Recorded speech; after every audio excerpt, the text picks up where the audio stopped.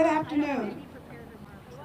I'm State Representative Diane Hart, proudly representing, thank you, House District 63. We're here today because women's rights are under attack right here in the state of Florida. Our state has put the political ambitions of its leaders over the health and well-being of its people. Roe versus Wade was an important progression in the fight towards reproductive health access for women all across this country. However, today we have a legislature that is hell-bent on eliminating that access altogether.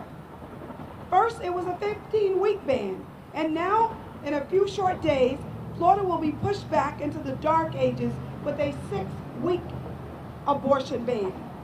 I'm convinced that this legislature, this state, and its leadership will not be satisfied until we're reliving the days of women losing their lives at the hand of coat hangers and other barbaric measures in an effort to end their pregnancy. So I want to say to you all today, there is good news. There's a light at the end of this dark tunnel. In November, you, the people, have an opportunity to enshrine the right to reproductive health care into law for generations to come. Yes, yes. Health care is indeed on the ballot, and we must not take this opportunity for granted, not for a second. While our political leaders in Tallahassee and DC continue to spread misinformation and try to limit your voice and your access, we will be on the ground mobilizing, ensuring that my grandchildren will have more rights than I have experienced in my lifetime. Yes. Now I bring to you State Representative Valdez, Susan Valdez. Thank you very much, Rep. Hart. Woo. Hey, it's so good to be home, and thank you all for being here today. As already stated, I am State Representative Susan Valdez, proudly serving District 64, which encompasses West Tampa Town and Country, Harbor City, Lincoln Garden, Plantation, and the west side of town. So, as I'm sure many of you know, on April 1st, the Florida Supreme Court upheld Florida's current 15-week abortion ban, which then automatically triggered the 6-week abortion ban. And on May 1st, that's when that takes place. This means that in less than 2 weeks, Floridians will be living under a near total abortion ban.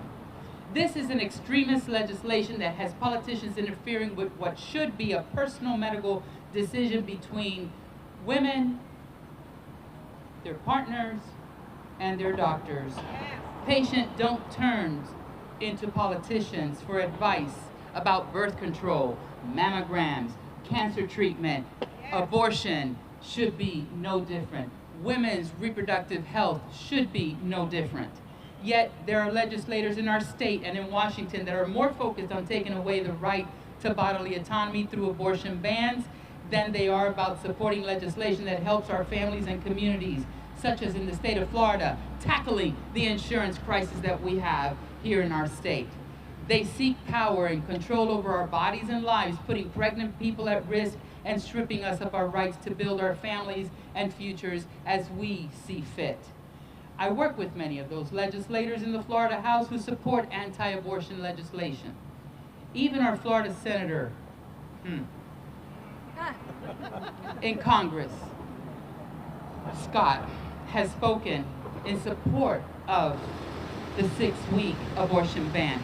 Just this week, he said that if he were governor, he would have no problem in signing that bill into law. Senator Rick Scott has even co-sponsored a national abortion ban that will put doctors in prisons. Leave my physicians alone. They're here to save lives. His words and actions show that his values do not include personal freedom and that he lacks the compassion for those who may opt for an abortion. There are so many reasons why someone may make this deeply, deeply personal decision to have one. Maybe their birth control failed, or they were victims of rape or incest, or carrying a pregnancy would endanger their lives. We don't walk in their shoes. We don't live in their life.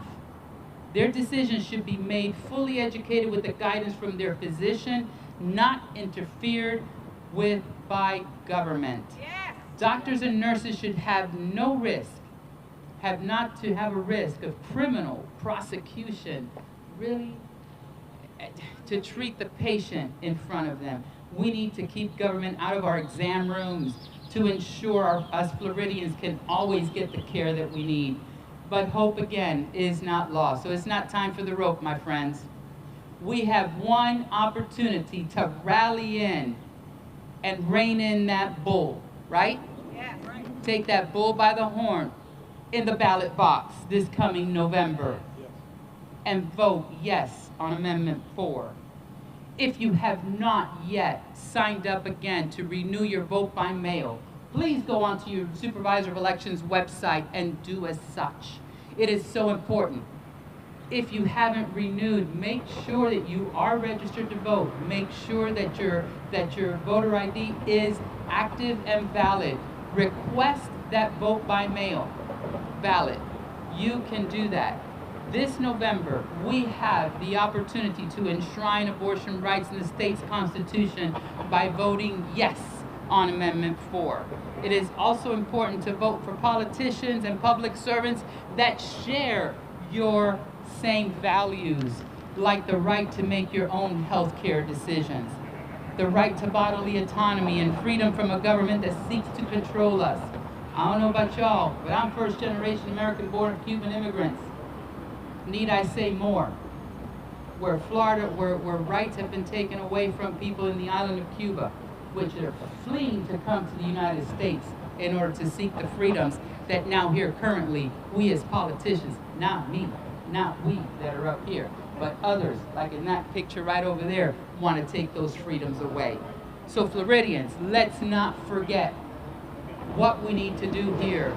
Our voice, our duty as Americans, as Floridians, is to exercise the duty to go out and vote, not just on the presidential election, but in every election in your municipalities. Let's go out and do this.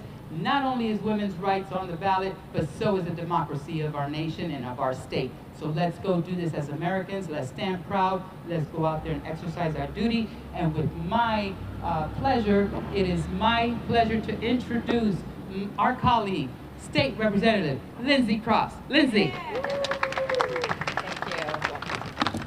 Thank you, Representative Valdez. Good afternoon, everyone. I'm State Representative Lindsay Cross from District 60 in St. Petersburg, Pinellas Park, and portions of unincorporated Pinellas County. We're standing up here because we know, and make no mistake, that the reproductive rights of millions of women in Florida are on the line this November. Not just with Amendment 4, but up and down the ballot. From Rick Scott to Republicans in Tallahassee, none of them support your right to choose.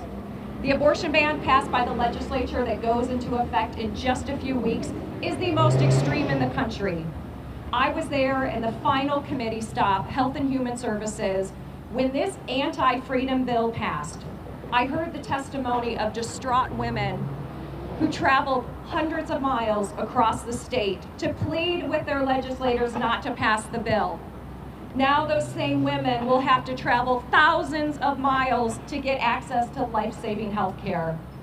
I have spoke with countless women across my district and across the state that understand that their daughters and granddaughters will have fewer rights than they did growing up. And that is just not okay. I've spoken with doctors and medical students who have shared harrowing tales and talked about their patients that are alive today because of a life-saving abortion. Those healthcare providers are terrified, not just for their patients, but also for their own jobs. For women in Florida, this wound is fresh, and it won't heal until there's accountability, until there's a change in law, until we have a full restoration of our freedoms. So if you're a Republican that voted for this ban and you think that your voters won't remember, you're in trouble. If you're in Congress backing a national abortion ban, you're in trouble. Yes, you are. If you're running for office and you oppose Amendment 4, which will give women reproductive health care freedoms and will be approved by the majority of Floridians, if you oppose this, you're in trouble. Florida Republicans aren't stopping though. We've seen even more extreme legislation proposed that failed this year. Republicans are pushing an anti-freedom agenda. It's abortion bans, it's book bans, it's flag bans, it's limiting speech in classrooms. It's anti-freedom, it's anti-American. When will it stop? Republicans in Tallahassee, in Washington, now have their eyes on IVF, which would prevent young families from having their own biological children. It's the handmaiden's tale, and it is not reflective of our great state. I don't know what freedom they'll try to take away next, but I know we have the chance to regain those freedoms when we go to the ballot box in November. I'm confident that when Floridians vote on or before November 5th, they will be rejecting Rick Scott, they'll be rejecting Republicans in Tallahassee, and they will be choosing freedom. This election is about our freedoms, our choices, our liberties, and our future in this great state. Thank you for being here.